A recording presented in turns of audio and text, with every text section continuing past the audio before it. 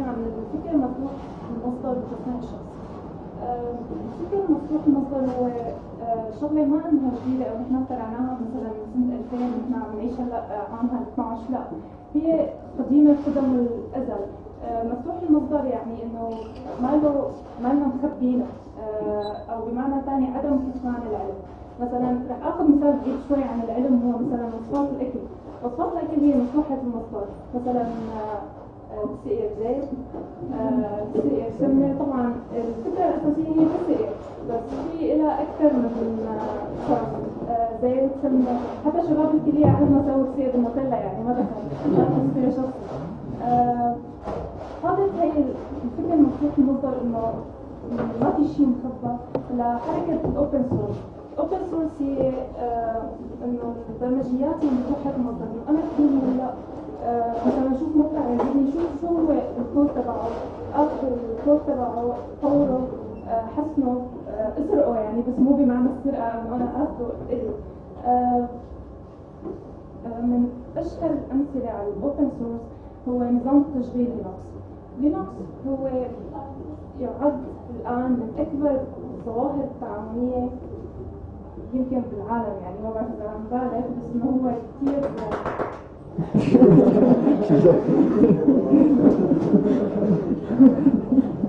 60% من تطبيقات الويب تعتمد على نظام لينكس هلا.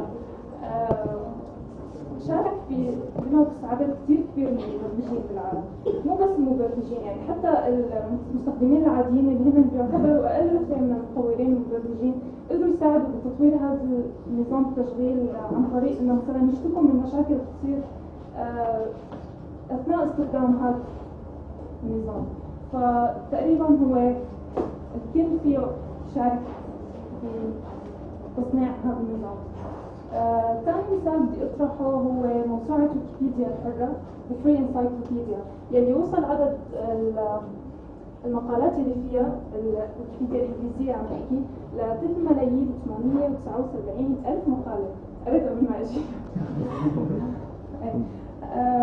فكرة ويكيبيديا انه نحن فينا كل العالم فينا يكتبوا فيها عن شتى المواضيع، وانا مو بس فيني اكتب فيها، فيني اعدل، فيني صلح، فيني استفيد كمان، لانه هي ما عادت انه موسوعة اي حدا يكتب فيها. كل العالم صارت تكتب فيها لدرجة انه هي صارت توازي بالموسوعة الشهيرة البريطانية البريطانيكا، اللي تعد كثير مصدر عالي من المعلومات. يعني فعلا صارت ويكيبيديا يمكن يعني أنا بعتبرها أعظم من بريطانيكا، لأنه الطريقة اللي تمت فيها هي تعاونية، وكبرت أو نشأت بغضون 10 سنين، بينما بريطانيكا كتب فيها نيوتن 300 سنة. أدت حركة انفتاح المصدر والأوبن سورس لحركتين نشأوا سوا، هن مو سوا تقريبا، بس هن كثير مرتبطين ببعض. هي الأوبن هاردوير والدو إت يور سيلف DIY. الأوبن هاردوير يعني هو هذا الشيء كان من زمان قبل ما تطلع الشركات الاحتكارية وتصمم تقريبا على تصاميم لكل الأجهزة. فنحن من زمان وقت كنا نشتري جهاز او نقتني جهاز يكون عندنا المانيوال تبعه، انه هو شلون يركب، شلون يسوي. اما هلا نحن يعني ما بنحضر بهيك شيء. فالاوبن هاردوير هو نقل هي الفكره، انه بدل ما نكون نحن مجرد مستهلكين، انه نحن عم نفهم شو هذا الشيء اللي قدامنا. والدو ات يور سيلف هو كثير مرتبط فيه، لانه نحن بوساطه الاوبن هاردوير فينا نصنع شخصيا. دو ات يور سيلف يعني اصنعها-بنفسك. فينا نصنع شخصيا الأجهزة اللي بدنا إياها. من أشهر الأمثلة على الأوبن هاردوير، وهي كمان مثال على دو إت يور سيلف، بس بعدين تعرفوا ليش إنه هي أيضا مثال على DIY، هي الطابعة ثلاثية الأبعاد. شو يعني طابعة ثلاثية الأبعاد؟ يعني هي ما بتطبع لي ورقة عليها مستند نص أنا سويته بالوورد، ولا بتطبع لي صورة أنا صورتها يعني حابة أطبعها بالضبط، لا هي بتطبع لي مجسمات. هي الطابعة بالذات بتطبع لي بلاستيك فقط. في طابعات ثانية بتطبع لي غش.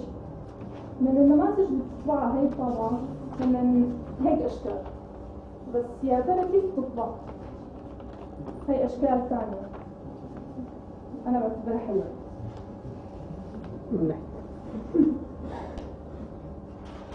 رح فرجيكم كيف هي الآلة طابعة بتطبع.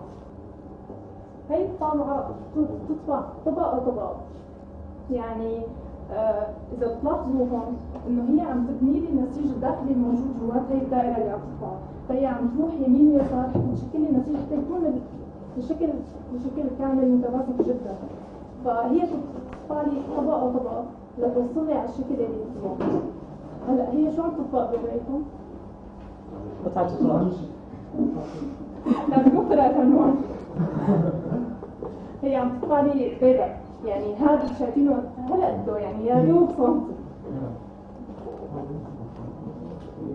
طبعا الطباعة بتاخذ وقت مشان هيك يعني هي مسرعة، بس ان شاء الله نحن لبين ما نحصل على ريتها بنساوي طريقة طباعة اسرع ان شاء الله.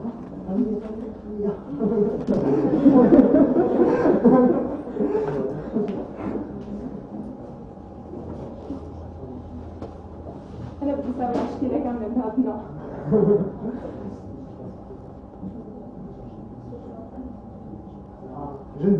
بس شلون الطبعة بتتلقى المعلومات اللي أنا بديها؟ طبعا هدول نماذج ثانية ألوان حسب نوع الشيء اللي بديها. أنا بعطيها بوصلة مثلا USB بوصلها على الحاسوب، ولا بحط عليه ببرنامج طباعة-ثلاثية-ال الأبعاد الشكل الثاني مثلا إنه هو مجسم، فأنا بصممه لهذا المجسم وبوصله بالطابعة فبيطبع لي إياه. وبزود الطابعة بالحبر بلاستيكي. هي ما بتطبع لي، ما بحط لها محبرة حتى تطبع لي، فأنا بحط لها شرايط بلاستيك اللي هن اللي بيشكلوا الحبر لهي الطابعة. في تعمل مزج بينهم؟ في بلاستيك ملون إذا بدك إياه. إنه الحبر يكون هو فيه أكثر من لون، بس إنه أنا أحط أكثر من لون إنه في احتمال، بس ما كثير متذكرة من المعلومات. تمام. بس إن شاء الله لو توصل عندي ذكرى بسوي لك واضح. تمام. من أعظم يعني هي الطابعة تطبع أي شيء بدنا إياه. يعني مثلا شو بتكون ممكن فائدتها؟ طيب شو بدي بدور قطعة بلاستيك اللي عم تطبعون هي؟ أنا مثلا بدي كاسة بلاستيك، ما بدي أروح أشتري، ما بدي أدفع يعني السياسة الابتكاريين اللي عم يطبقوها العالم هلا بكل البتاجر. أنا ما بدي هذا النوع الكاسة، أنا بدي الموديل اللي بدي إياه، أنا ما بدي هي المزهرية اللي هن عم يبيعوها، أنا بدي الشكل اللي بدي إياه. يعني فهي فيها حرية، فيها إنه صناعة شخصية do it yourself. هي أشكال أعقد تطبع صعبة. هي قطعة 2.5.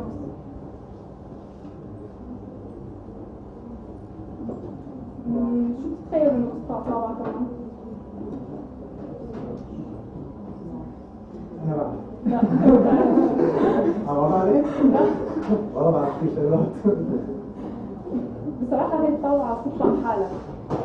هلا هي الطابعة الأصلية وهي الطابعة الابن اللي أنا طبعتها، طالما إنه هي بتطبع أي شيء بلاستيك أنا بدي إياه، فأنا بحط فيها الحبر البلاستيكي وبحط لها تصميم المتصلات مثلا تبع الطابعة وخليها تطبع. رح فرجيكم مثال إنه هي كيف عم تطبع حالها.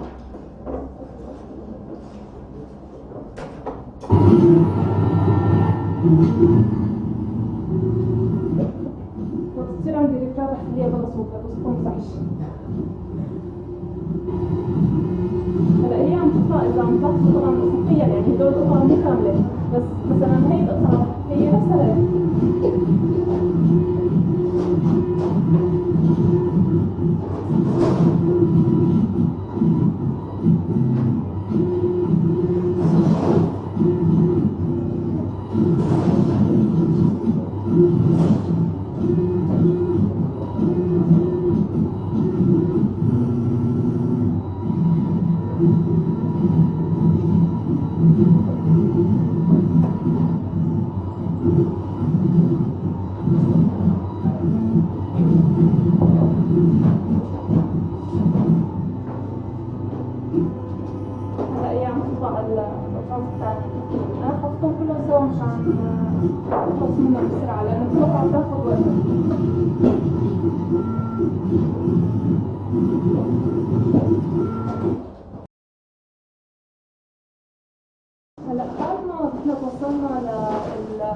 الشخصي يلي أخذ يعني أغلبية ساحقة إنه أنا عم صنع عتاد، بس إنه أنا عم صنع بلاستيك، عم صنع يمكن معدن، إنه بطابعات متعددة المواد، يعني مو بس إنه أنا عم بطبع بلاستيك بجوز أطبع ذهب بجوز أطبع أي شيء. بس تطورت هاي الحركة حتى وصلت لكل مجالات الحياة، ومن أهم المجالات اللي بهمنا كلياتنا ما بيهم بس المختصين فيه هو ال DIY بيولوجي، يعني بيولوجيا تصنيع الشخصي البيولوجي. يعني كلياتنا بتهمنا الصحة، مو بس إنه الأطباء والأخصائيين إلى آخره. من أهم الأمثلة على التصنيع الشخصي البيولوجي والأوبن سورس بيولوجي هو الأوبن PCR. هذا الجهاز شو بيعمل؟ أنا بحط فيه عينة، مثلا شوية دم أو لعاب أو شقفة من ورقة شجرة، فهو بيسحب منه ال DNA اللي موجود فيها وبيضخم لي إياه. هي العينة من ال DNA اللي صارت نسبيا أكبر من العينة اللي أنا أخذتها وسحبتها، فهي كتير بتفيدني بالتجارب والفحوصات والاستكشافات اللي أنا ممكن أطبقها. فهذا الجهاز كتير مهم، وهلا ما عاد هو بس حكر على المختبرات وعلى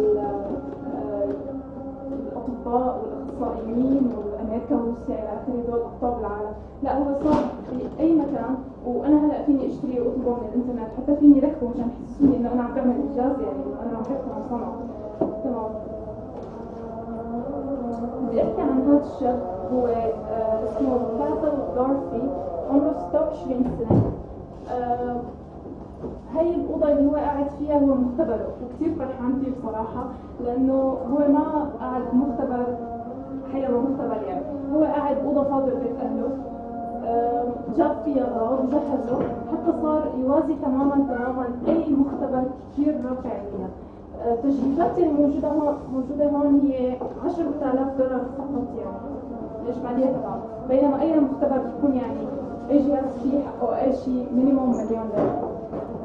هذا الشاب هو ترك رسالة الدكتوراه اللي عم يشتغلها حتى يقعد يعمل تجاربه الشخصية اللي بيعتقد إنه هي بتفيد المجتمع أكثر، وهو مستمتع فيها. مثلا هي هلا هذا هو فرد سيليكون موصولة بهي العلبة. هي السوداء هي مروحة، هو لطشة من كمبيوتر. هدول أباريق مي للتصفية. هي الدارة كلها إنه الهيت سايكل هي نفسها تماما الPCR اللي فجرتكم إياها من شوي، إنه هي تاخذ DNA بتسحبها وبتاخذها وبتكبرها وبتخليها بتعمل لها وسط كتير منيح للطباعة. بس هي حسب المواد اللي موجودة عندهم، يعني صحيح إنه الأوبن PCR هي DIY، هي كمان أوبن هاردوير وأوبن سورس بيولوجي، بس هو حاب كمان إنه يفوت حاله في هيك شيء، وبدل ما يضطر يشتري هذيك $600 سوا بواسطة هدول الشغلة نفسها اللي بده إياها ونفس وظيفة PCR تمام، بتوائم حاجاته تمام، بس $80 فقط. وهي من أهم ميزات ال DIY والأوبن هاردوير. هلا كنا عم نحكي عن الطباعة، نطينا شوي عن ال DIY، بس صراحة كله مرتبط ببعضه. الطباعة تطورت بشكل رهيب، مو بس إنه هي الطباعة، إنه مو بس كل الطابعات مفتوحة مصدر، في طابعات غير مفتوحة مصدر، بس فكرة الطباعة بدها أكثر من مجال. في يعني أهم مجال أخذها هو مجال الطب. ففي حدا معلش يسأل سؤال، كم حدا مستعد يتبرع بكلية لإنسان محتاج هلا؟ يرفع ايده. بس من المعلومات أكثر عن نضحك. والله وعن جد جدا وأكيد مش صح. أكيد طبعا. هلا مطلع حدا ما يقطع إذا في 3D printer تمام. طيب مين مستعد هلا وبهالثانية يتعلم كيف نحن نصنع هي الكيفية مثلا اللي رح نتبرع فيها لهذا الإنسان محتاج؟ تمام. ماشي حالي. تمام. نحن هلا جد بنعاني من مشكلة التبرع بالأعضاء، لأنه هي مشكلة كثير كبيرة، إنه إن كانت أخلاقية أو إن كانت إنه أكيد الإنسان المتبرع يعني ما رح يكون يعني عم يوزع أعضاء إذا كان هو كمان بحاجة مادية مثلا. بس إلها أخطار كثيرة وبشكل عام غير متقبلة بالمجتمع. بس إجا بديل عنها هو الأورجن بروتين، طباعة الأعضاء. يعني هو تقريبا نفس الطابعة، يعني اسم كثير كبير يعني. لا طابعة غير شكل شوي. هي الطابعة هي بتطبع خلايا، ما بتطبع الكلية كاملة. أنا رح خلي الطابعة تبع الكلية مفاجأة عند جمان، ما رح أرجيكم إياها هلا أحرق شيء. تمام. كيف تطبع هي الطابعة؟ هلا مثل ما شفنا هنيك عم تطبع هي الطابعة بحجر البيضاء، انه عم تطبع لي طبقات وتساوي النسيج جواته رايحة جاية هيك. تمام. هلا انا هون رح بلش بخلايا، هدول الحمر من خلايا انا عم صفهم على قاعدة اساس، وعم حط كمان قاعدة اساس هون وارجع ارتب كمان هدول الخلايا. بالاخير خلايا رح تصير هيك، وبطبيعتها الخلايا رح تنسجم مع بعضها وتشكل لي نسيج. هيك انا حصلت على النسيج يلي رح يصير بعدين هو لون. انا اكثر من هيك بعد احكي بالطب، خلص العرض تبعي كمان. هلا رح يصير في استراحة للصلاة، بعدين نكمل التشويق وطباعة الأعضاء مع جبال. شكرا كثير.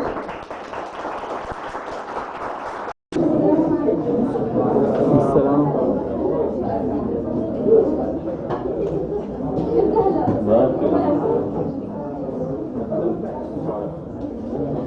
عن طباعة الأعضاء البشرية بالذات. أحكي عن مصطلح الريجنريتيف ميديسن. طبعا أنا كنت أتمنى لو أحكي المصطلح باللغة العربية، بس للأسف ما له ترجمة، لا يعني ما له أي تعريف باللغة العربية لأنه ما وصلنا لسه. طبعا هو يعني أبرز عنوانين في تيشو انجينيرينج و 3D organ printing، هندسة النسج وطباعة ثلاثية الأبعاد للأعضاء البشرية. وحأحكي شوي عن تطبيقات ممكن تفيدنا بهذا المجال من البيولوجيا. هلا بس فكرة صغيرة يمكن هي معروفة للكل، إنه نحن جسمنا بيتألف من عدة أجهزة، كل جهاز يتألف من مجموعة من الأعضاء، كل عضو يتألف من مجموعة من النسج، وكل نسيج يتألف من مجموعة من الخلايا. فنحن لما نبدأ السلسلة رح نبدأ نطبع خلايا، مجموعة الخلايا حتشكل لنا نسيج، حنطبع مجموعة ثانية من الخلايا حتشكل لنا نسيج آخر، عن ضمن النسيجين حنشكل عضو. وما بنعرف يمكن بالمستقبل تصير أجهزة أو ما بعرف إذا شو. هلا خلينا بس نحكي على مصطلح الريجنريتيف ميديسن. إذا كلمة ريجنريتيف بنترجمها يعني حرفيا مثل متجدد أو مجدد أو منتج أو شيء بهذا المعنى. فهو هذا الطب هو عبارة عن تبديل وتجديد خلايا أو نسج أو أعضاء بهدف استعادة أو بدء عملها الطبيعي. يعني أنا عندي بجسمي خلية ما أو نسيج ما مصاب أو ربما غير موجود أصلاً، عيب وراثي أو عيب خلقي، فأنا فيني بدل هذا النسيج، فيني أحط نسيج جديد فوق هذا يعني يكون ما له موجود وأنا أحطه. طبعاً هذا الشيء بينطبق على الخلايا وعلى النسج والأعضاء لحتى تعمل تماماً بشكل طبيعي مثل النسيج الأصلي. طيب كيف أنا بقدر أصنع عضو؟ هلا إحنا إذا بدنا نشبه الأمر يعني طبعاً التشبيه إنه بسيط مثل البناء. نحن أي بناء لما نبني بناء بيكون عندنا هيكل وأحجار نركبها على هذا الهيكل فبيطلع عندنا البناء. الأمر هون تماماً يعني شبيه إلى حد كبير بهذا الموضوع. إذا نحن حيكون عندنا حجر بناء، حيكون عندنا هيكل، وهذا الشيء حيعطينا العضو المطلوب. طب شو هو الهيكل وشو هو حجر البناء؟ الهيكل أو scaffold هو الخطوة الأولى والأساسية لحتى نحن نقدر نبني هذا العضو. كيف يعني؟ يعني هلا هي الخلايا عادة رخوة، سبحان الله الله خلقنا إياها تماما يعني مثل ما لازم تكون، بس نحن لما نجي نحط خلايا فوق بعضها ما حيمشي الحال، لازم يكون في عندنا هيكل نبني عليه هي الخلايا، وهذا الهيكل كمان لازم تكون من مواد هالخلايا لا تتضرر منها ولا تصير فيها طفرات وما بتسمم هي الخلايا. فإذا أهم شيء نحن بيهمنا إنه يكون في عندنا هيكل ونحط على هذا الهيكل الخلايا. طبعا يعني هذا الشيء كتسهيل، يعني نحن لما نحط طبقة خلايا فوق طبقة خلايا فوق طبقة خلايا فوق طبقة خلايا حيكون عندنا أسهل لو نحن نحط هيكل وبعدين نحط عليه يعني ربما طبقة واحدة من الخلايا الجذرية. هلا حنشوف كيفية ممكن تكبر وتشكل العضو وبعدين نذوبه لهذا الهيكل بالتالي بيطلع عنا العضو جاهز. أما حجر البناء فهو الخلايا الجذرية أو الستيم سيلز. شو هي الخلايا الجذرية؟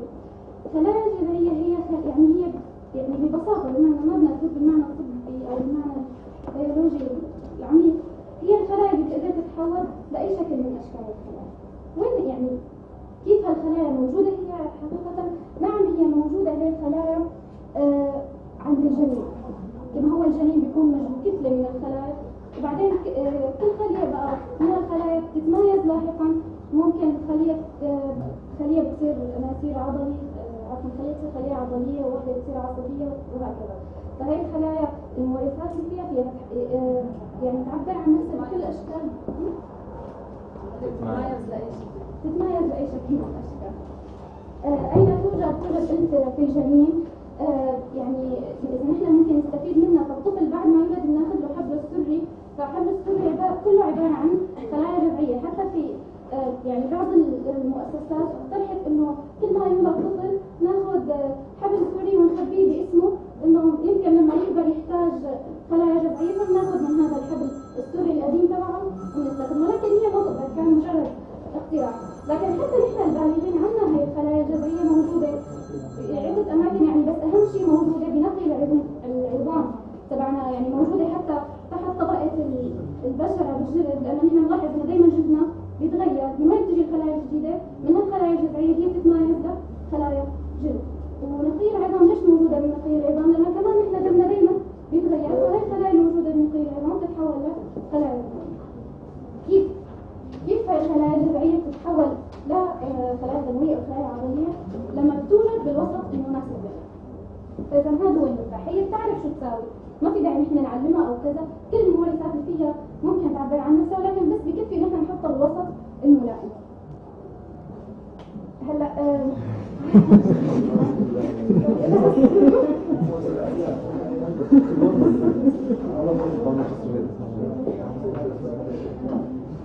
انا شفتها بالطريق يعني بصراحه كثير يعني ضحكتني، بس كمان بنفس الوقت زعلتني. يعني انه واحد كثير مضطر على الكلية، يعني انا مضطر يحط اعلان على يعني حاولت ابالغ ما يعني بالاخير ما حدا حيشوفه، لا حدا حيقول له ولا حدا سائل مين يستعد يتبرع بعضو. يعني بهالبساطه هي يدق له زلمه مو على الجوال ما طلع يدور فيها يعني للاسف هذا واقع موجود عندنا، يعني موجود حاليا بالطب انه كل ما حدا صار معه فشل كلوي او مثلا ضرر عنده شيء وعاء او كذا نقعد نبحث عن متبرعين. يعني يا اما اذا في عندنا كليتين مثلا ممكن الواحد يتبرع بكليته، اما اذا مثلا قطعه من قصبه رئويه او وعاء دموي او كذا بدنا زلمه ميت، فهاتوا بقى نلاقي هالميت اللي زلمه الدم نفس الشيء والنسج متوافقه لحتى نقدر بقى ننقل هالعضو هذا. طبعا نقل العضو هو ما له ميت ابدا، لانه ممكن هذا العضو مثل ما حطيناه الجسم رح يرفض هذا العضو وحيطلع له بقى هالكريات البيض يعني كل شيء عنده مناعه حيطلعه. فالاطباء شو بيعملوا؟ بيعطوا ادويه بتخفض المناعه، فبصير هذا الزلمه يعني على عيبه كمان مناعته قليله وبيقضي حياته هيك لانه ما في حل.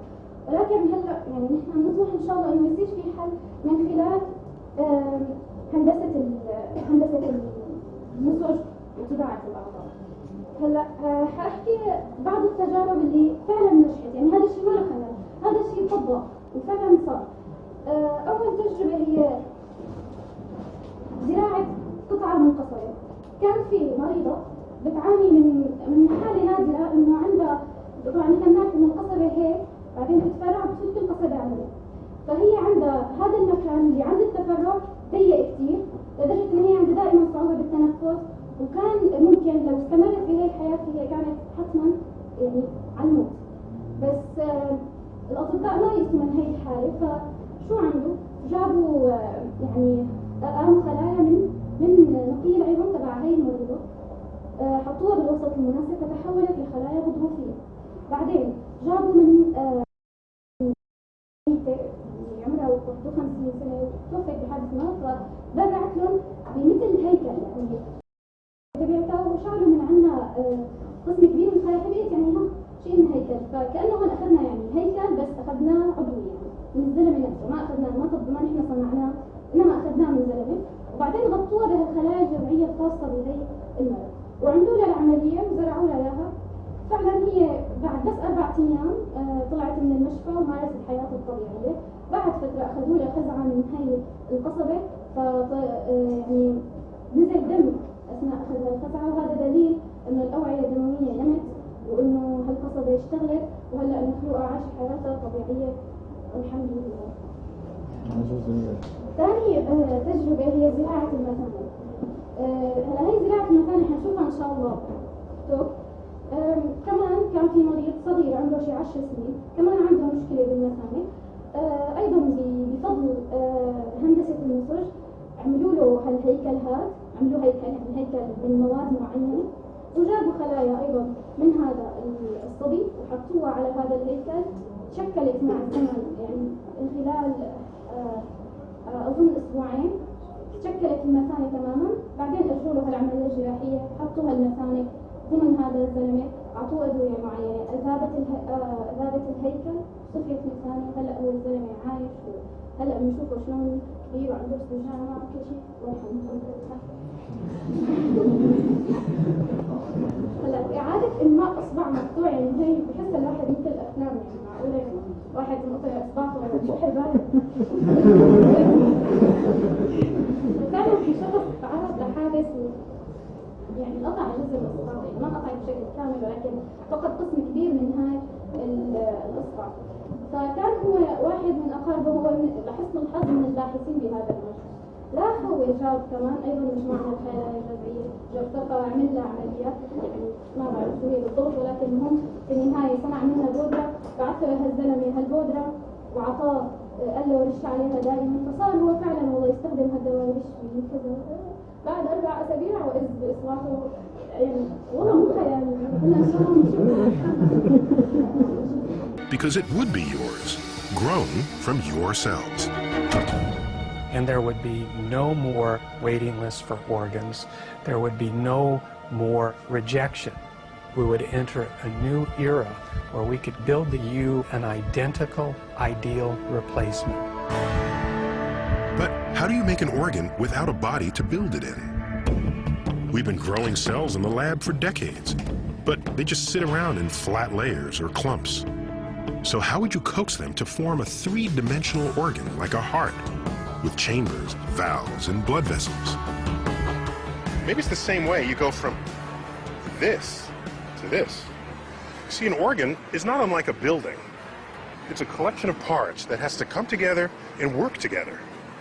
Think of a cinder block as a cell. The problem is, a block or a cell alone is not enough. To construct a building, you need to begin with an internal framework or scaffold to define the parts and hold them together. 30 years ago, transplant surgeon Jay Vacanti and chemical engineer Robert Langer realized that to build an organ, cells also need a framework, a scaffold to guide their growth. The challenge was to engineer scaffold materials living tissue could grow on. But these will not be the first recipients of lab-grown body parts. Already, patients of other doctors have received blood vessels, skin, muscles, even bladders built the same way. I think with enough research. And I don't know if you've ever seen blood vessels, really, but they look like a tree. And the challenge is not to build that big limb, but to build those little tiny branches that come off. But building these intricate branches might be unnecessary if we take advantage of a remarkable fact. Organs are not just made of cells. So if you wash the cells away, what's left? Well, what's left are these proteins on which the cells sit, and they form the framework of the organ, the scaffold. These natural scaffolds hold an organ's shape down to the smallest detail, including every blood vessel. So, could they be used to build a complex organ like a heart? 6 years ago, no one could say. because no one had ever stripped a heart of its cells, leaving the scaffold intact. But Taylor's colleague, Harold Ott, thought he could find a way. He would use the blood vessels in a rat's heart to deliver a chemical that would dissolve its cells and nothing else. But which chemical? So the process of finding the right chemical was literally a try and error process, starting from A to Z on the chemical shelf. First, Ott tried enzymes, but they dissolved both the cells and the scaffold. Other chemicals caused the hearts to swell up. Finally, he tried a soap commonly found in shampoos. We saw the heart become translucent, and it was obvious to us all that something had happened that hadn't happened in the months before. What we had is this thing that looked like a heart, but it looked like a ghost heart, if you will. Injections of dye showed the scaffold to be undamaged down to the smallest blood vessels. And we now know that this technique works with many organs, including human-sized ones. This is essentially the scaffold of a heart. Who knew a heart had a full skeleton? But it essentially has no cells, dead or alive. It's beautiful. You can see the blood vessels here, the chambers of the heart. You can see the valves. But could a bare scaffold once again become the framework of a living heart? Taylor soon discovered it was more than a matter of injecting cells. Just putting cells on a scaffold isn't enough. It's putting cells on a scaffold and giving them an electrical signal, and giving them a mechanical blood pressure, and then giving them oxygen. It's not just a heart in a jar, it's a heart in an artificial body. So it's simple in many ways, and it's unbelievably complicated. After 8 days, the first lab-grown heart beat on its own. In Barcelona, Spain, this woman, Claudia Castillo, might be dead without it. 2 years ago, tuberculosis devastated her windpipe, making it difficult for her to breathe. But surgeon Paolo Macchiarini saw a solution. Give Claudia a new windpipe, which her body would never reject, because it would be made of her own cells, grown on a natural scaffold. And so, in June of 2008, Macchiarini and an international team of specialists removed a windpipe from a human cadaver, washed it clean, and reseeded it with living cells from Claudia's body. 4 days later, the new windpipe was transplanted into Claudia.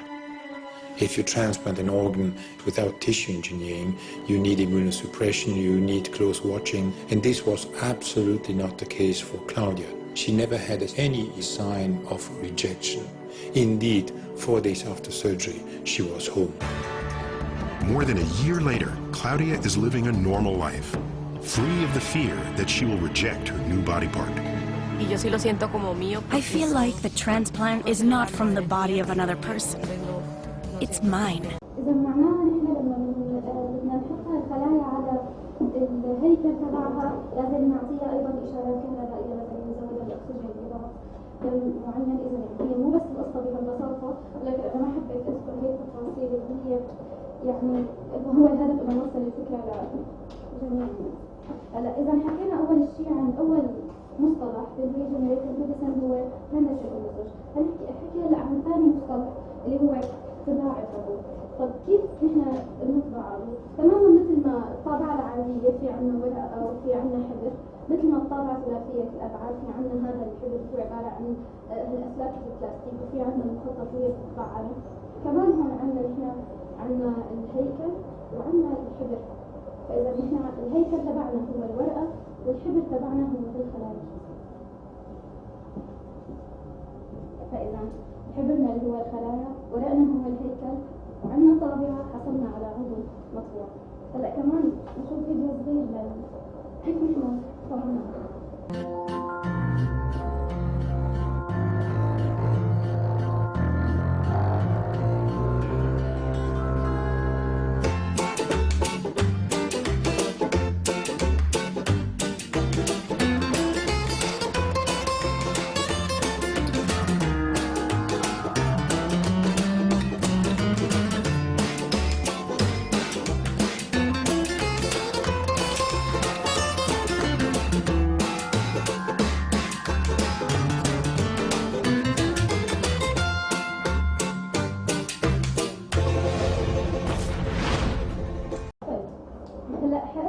احكي بس عن شوي عن DIY بالتطبيقات اللي هي ممكن يعني تفيدنا بهذا المجال بالضبط. اولا بس بدي احكي نقطه انه الامر يتعلق بالاراده والحماس بالعمل. هلا انا شفت مدونه لمجموعه يعني من الاشخاص اللي هن فعلا بيحبوا البيولوجيا، هن مجموعه من الهواة هن بحياتهم ما بيعرفوا شيء عن البيولوجيا، ولكن انشأوا هاي المدونه هي وكلهم اتفقوا وانهم حيجمعوا كل المعلومات، حيستخدموا كل التطبيقات، وهن عن جد هدفهم انه هن فعلا يشاركوا بالعمل. فهن قالوا انه يعني يمكن احنا نبين هيك ما لنا طعمه او جدال او كذا انه شو يعني مين انتم حتى تجوا تساهموا بهيك ابحاث، بس نحن بحماسنا وبعملنا ودراستنا واصرارنا على الوصول لهذا الشيء يعني فينا نقدر نوصل. فخلينا بس نطبق الامر علينا انه نحن هلا مثل ما عم نشوف هاي الامور موجوده وهي مفتوحه المصدر. شو ناقصنا؟ ناقصنا الاراده، انه نحن عن جد بدنا ناخذ هالشغلات ونستفيد منها ونطبقها، ومو بس هيك انه نكون كذا واحد يعني ايد واحده ما بتكفي، بدنا نكون مجموعه كلنا متفقين على هدف انه عن جد نحن بدنا نطور، بدنا متحمسين يعني نقدم هذا الشيء ونتفق على هذا الامر. هلا بس احكي شوي عن التطبيقات موجوده على الايفون وعلى الايباد، موجوده يعني ممكن تروحوا تنزلوها، في منها مجاني في منها بأسعار. هلا عندنا هذا التطبيق اللي اسمه موكيوز، مثل قاعدة بيانات ممكن نحن نلاقي أي بروتين نحط صيغته، نتعرف على صيغته ونتعرف على بنيته الثلاثية، الأبعاد، الأجهزة، مثلا ممكن نكبس على رابطة معينة ونشوف شو هي الرابطة مضاعفة مثلا، شو هي الهرمونات الوظيفية أنها هيدروكسيلية أو كيتونية أو إلى آخره، وممكن نعرف كمان خواص البروتينات هي الحمضية الأخرى، وهي الشغلات بيعرفوها أهل الاختصاص ما حفظ فيها. في هذا كمان رائع جدا اسمه اي كات دي ان اي، مثل ما بسموه كل شيء اي بسموه اي كات دي ان اي. هذا اول شيء شو دي ان اي وخطه يعني نحن بخلايانا في ماده وراثيه موجوده على الدي ان اي عباره عن شفرات من قصص ازوتيه، يعني مواد شفرات مركبه. فنحن احيانا لما بدنا مورثه هي مجموعه من هالشفرات هي بدنا اياها بالضبط معناتها بدنا نقطعها.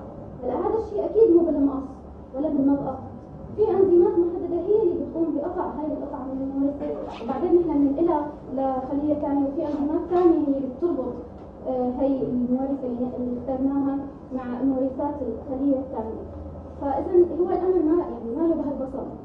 فهذا البرنامج هو بيعتمد على قاعده البيانات تبع يعني احدى احدث المصادر الموجوده في انجلترا، فيه حوالي 2000 انزيم، كل واحد بيقول لك كيف تستعمله، ممكن يرجيك شريط الدي ان اي ويخليك بقى انت تبلش تقصقص على كيفك تشتغل يعني شغل عادي. بس هذا كان مجاني، ما حقه 4.99 دولار، يعني اذا قلنا بالسوري 74 يعني 280 دولار.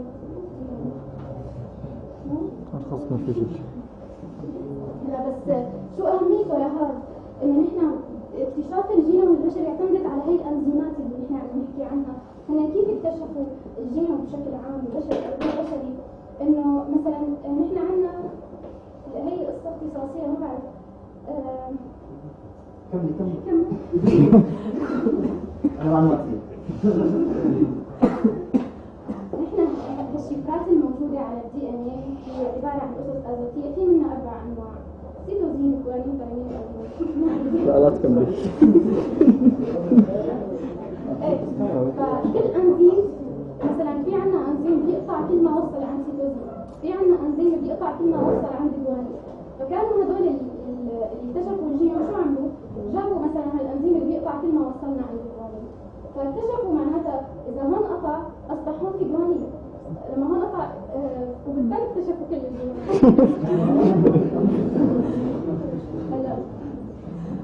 لا بس عن جد قال لي اختصاصي معي.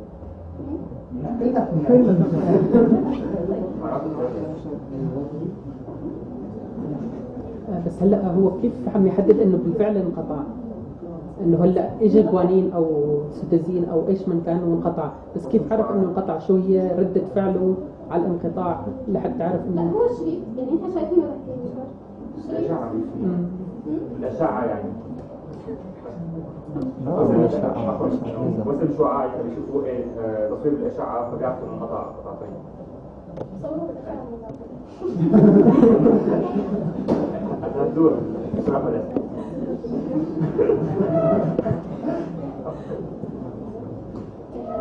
فعلا يعني عن جد بتصوير الأشعة ممكن يشوفوا إنه سلسلة أسمدة لقصتين. يعني هو بيقطع تماما، بتكون سلسلة وبتنقطع. هلا في عندنا هذا التطبيق اسمه كيميكال تاتش. التطبيق فيه جدول دوري، طبعا جدول دوري تفاعلي، وأيضا جدول للحموض الأمينية وفيه جميع خصائص الحموض الأمينية. ممكن فيديو بس ما هلا حنحكي عن أنتوني قتلة. هلا هو قتلة، نحن ليش فكرنا قتلة؟ يعني حطيناها بكل الدعايات قتلة قتلة قتلة، بس بعدين اكتشفت سنة إنه هو اسمه عطلة يعني، بس للأسف هج راح عنها.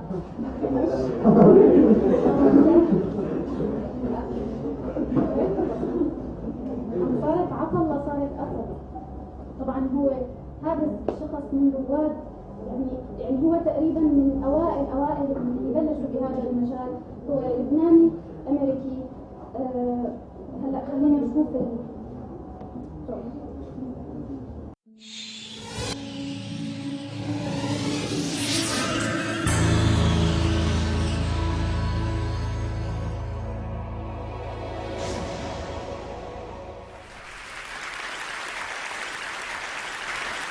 There's actually a major health crisis today in terms of the shortage of organs.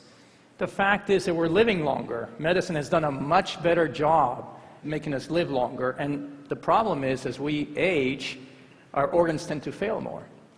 And so currently, there are not enough organs to go around. In fact, in the last 10 years, the number of patients requiring an organ has doubled, while in the same time, the actual number of transplants has barely gone up. So this is now a public health crisis. So that's where this field comes in, that we call the field of regenerative medicine. It really involves many different areas. You can use actually scaffolds, biomaterials. They're like the piece of your blouse or your shirt, but specific materials you can actually implant in patients and they will do well and help you regenerate. Or we can use cells alone, either your very own cells or different stem cell populations. Or we can use both. We can use actually biomaterials and the cells together. And that's where the field is today. But it's actually not a new field. Interestingly, this is a book that was published back in 1938. It's titled The Culture of Organs. The first author, Alexis Carrel, a Nobel Prize winner, he actually devised some of the same technologies used today for suturing blood vessels, and some of the blood vessel grafts we use today were actually designed by Alexis. But I want you to note his co-author, Charles Lindbergh. That's the same Charles Lindbergh who actually spent the rest of his life working with Alexis at the Rockefeller Institute in New York in the area of the culture of organs. So if the field's been around for so long, why so few clinical advances? And that really has to do to many different challenges. But if I were to point to 3 challenges, the first one is actually the design of materials that could go in your body and do well over time. And many advances now, we can do that fairly readily. The second challenge was cells. We could not get enough of your cells to grow outside of your body. Over the last 20 years, we've basically tackled that. Many scientists can now grow many different types of cells, plus we have stem cells. But even now, 2011, there's still certain cells that we just can't grow from the patient. Liver cells, nerve cells, pancreatic cells, still can't grow them even today. And the third challenge is vascularity, the actual supply of blood to allow those organs or tissues to survive once we regenerate them. So we can actually use biomaterials now. This is actually a biomaterial. We can weave them, knit them, or we can make them like you see here. This is actually like a cotton candy machine. You saw the spray going in. That was like the fibers of the cotton candy creating this structure, this tubularized structure, which is a biomaterial that we can then use to help your body regenerate using your very own cells to do so.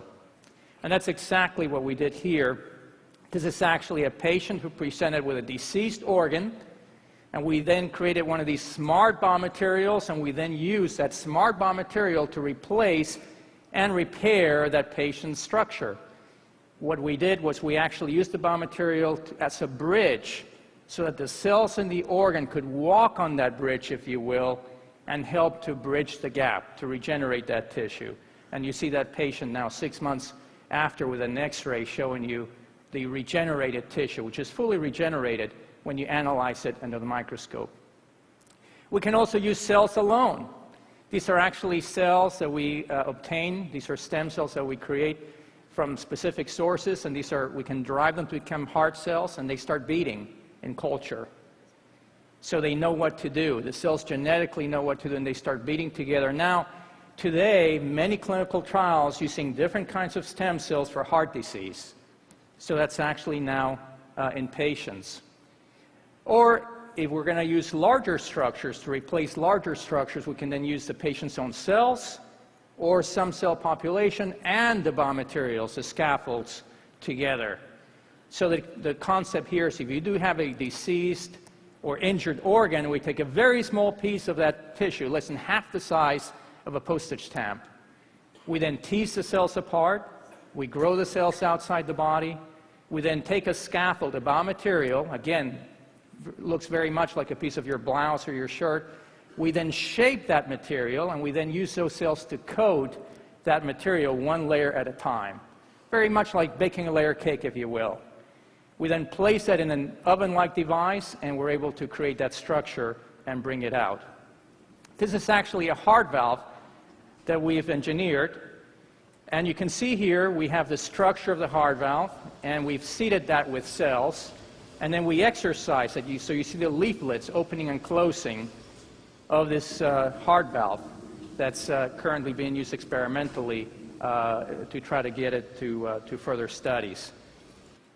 Another technology that we have used in patients actually involves bladders. We actually take a very small piece of the bladder from the patient, less than half the size of a postage stamp. We then grow the cells outside the body, take the scaffold, coat the scaffold with the cells, the patient's own cells, 2 different cell types. We then put it in this oven-like device, has the same conditions as a human body, 37 degrees centigrade, 95% oxygen. A few weeks later, you have your engineered organ that we're then able to implant back into the patient. For these specific patients, we actually just suture these materials. We use 3-dimensional imaging analysis, but we actually created these biomaterials by hand.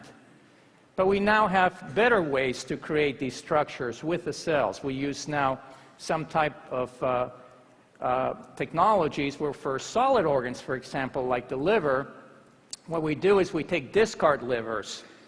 As you know, a lot of organs are actually discarded, not used. So we can take these liver structures, which are not going to be used, and we then put them in a washing machine-like structure that will allow the cells to be washed away. 2 weeks later, you have something that looks like a liver. You can hold it like a liver, but it has no cells. It's just a skeleton of the liver. And we then can reperfuse the liver with cells, preserving the blood vessel tree. So we actually perfuse first the blood vessel tree with the patient's own blood vessel cells, and we then infiltrate the parenchyma with the liver cells, and we now have been able just to show the creation of human liver tissue just this past month using this technology. Another technology that we've used is actually that of printing. This is actually a desktop inkjet printer, but instead of using ink, we're using cells. And you can actually see here the printhead going through and printing this structure, and it takes about 40 minutes to print this structure, and there's a 3D elevator that then actually goes down 1 layer at a time each time the printhead goes through. And then finally, you're able to get that structure out. You can pop that structure out of the printer and implant it. And this is actually a piece of bone that I'm going to show you in this slide that was actually created with this desktop printer and implanted, as you see here. That's all new bone that was implanted using these techniques. Another more advanced technology we're looking at right now, our next generation of technologies, are more sophisticated printers. This particular printer we're designing now is actually one where we print right on the patient. So what you see here is, I know it sounds funny, but that's the way it works, because in reality, what you want to do is you actually want to have the patient on the bed with the wound, and you have a scanner, basically like a flatbed scanner. That's what you see here on the right side. You see a scanner technology that first scans the wound on the patient, And then it comes back with the print heads actually printing the layers that you require on the patients themselves. This is how it actually works. Here's a scanner going through, scanning the wound.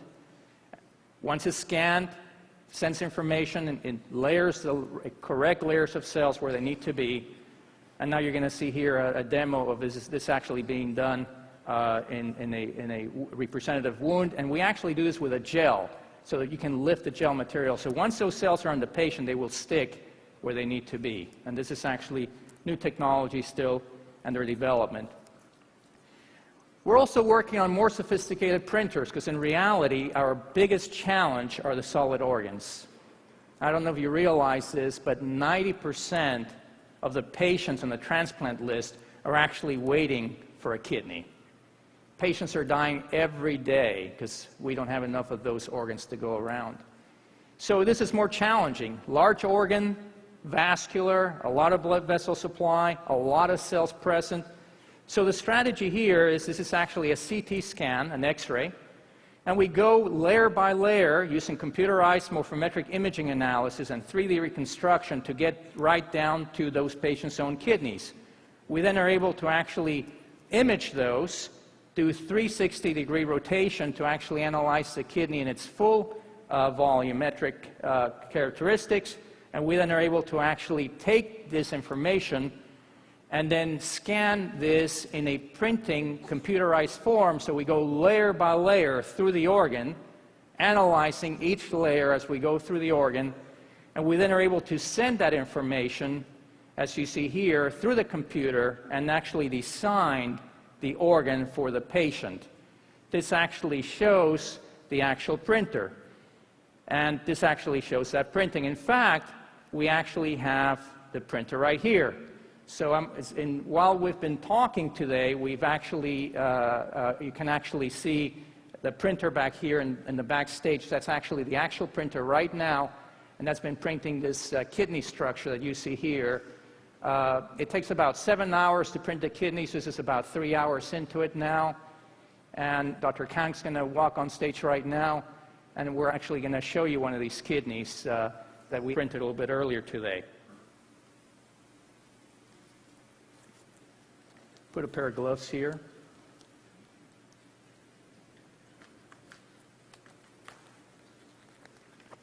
Thank you. Go backwards.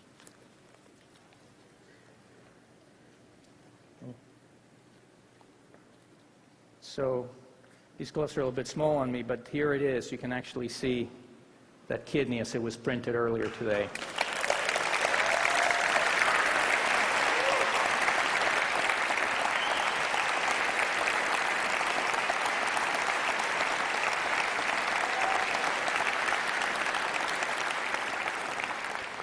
Has a little bit of consistency to it.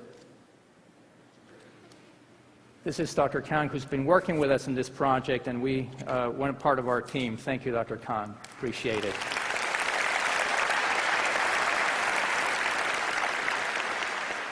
So this is actually a new generation. This is actually the printer that you see here on stage, and this is actually the new technologies we're working on now. But in reality, you know, we now have a long history of doing this. I'm going to share with you a clip in terms of technology that we have had in patients now for a while.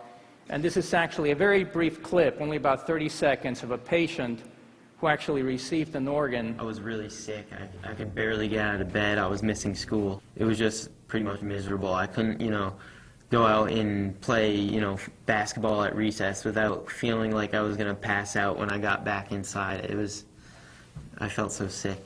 I was facing basically a lifetime of dialysis, and I don't even like to think about what my life would be like if I was on that. So after the surgery, life got a lot better for me. I was able to do more things. I was able to wrestle in high school. I became the captain of the team, and that was great. I was able to be, you know, the normal kid with my friends, and because they use my own cells to, you know, build this bladder, it's going to be with me. I got it for life, so I'm all set.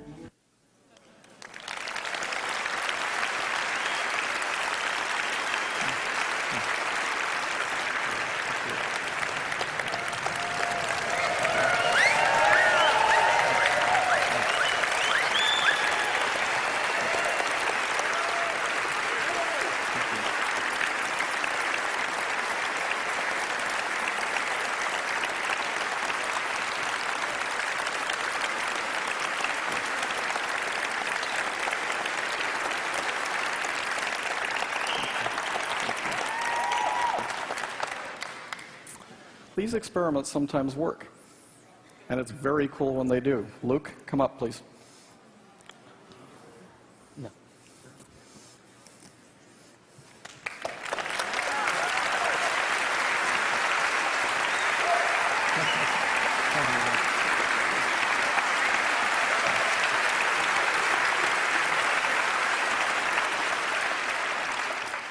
So, Luke, before last night, when's the last time you saw Tony? 10 years ago when I had my surgery, and it's really great to see him.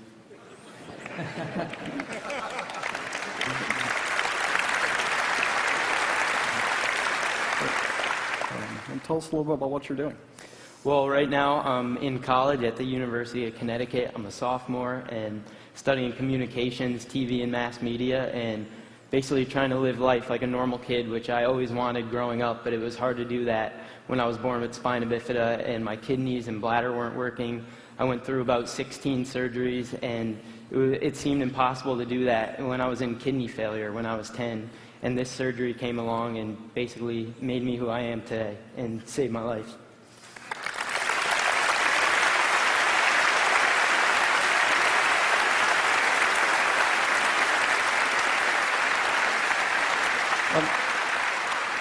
And Tony done hundreds of these? What I know from he's working really hard in his lab and coming up with crazy stuff. I know I was one of the first 10 people to have this surgery, and when I was 10 I didn't realize how amazing it was. I was a little kid and I was like, yeah, I'll have that surgery. All I wanted to do is to get better, and I didn't realize how amazing it really was until now that I'm older and I see the amazing things that he's doing. And when, you got this call out of the blue, I mean, Tony's really shy. And it took a lot of convincing to get somebody as modest as Tony to allow us to bring Luke. So, Luke, you go to your communications professors, you're majoring in communications, and you ask them for permission to come to TED, which might have a little bit to do with communications. And what was their reaction? Most of my professors were all for it, and they said, bring pictures and show me the clips online, and I'm happy for you. There are a couple that were a little stubborn, but I had to talk to them. I pulled them aside. Well, it's an honor and a privilege to meet you. Thank you so much. Thank you so much. Thank you, Tony.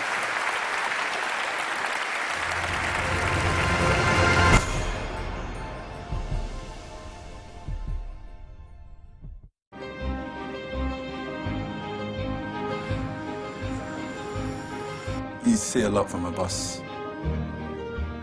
In the morning time, so like between 7 and 9 o'clock, you'll get a lot of the school kids. And then 9 o'clock, there's an invariable change of different people getting on. It comes more of an ambulance. You'll see lots of people going to hospital appointments, so you get the older folks getting on.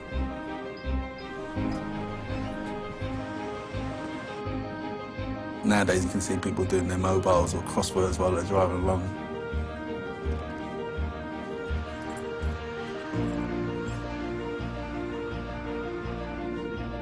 A lot of people like the history, and a lot of people come here for like the theatre land, where you go through the Haymarket. A lot of people go to Piccadilly, and they still like to gather around Eros.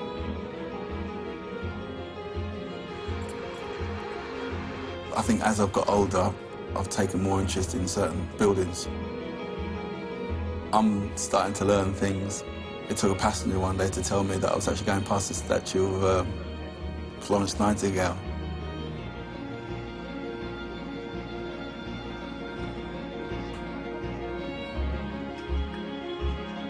Very early morning, you get like the cleaning staff getting on, and you'll hear them saying like, oh, I haven't seen you for a little while, where you've been on holiday?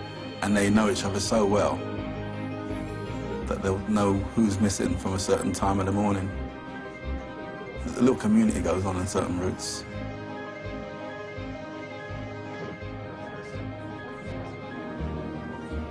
Got a couple of sweet old ladies that know their drivers, and they'll come on, with little treats for the drivers, so you get a lot of that as well. They get on and like, good morning, how are you? They say, oh, he's a very nice man, does this and that. Always waits for me to sit down. It is not just driving up and down, carrying people from A to B. There's other things that have evolved from being a bus driver. I've been a bus driver for 23 years, and hopefully I'm going to continue.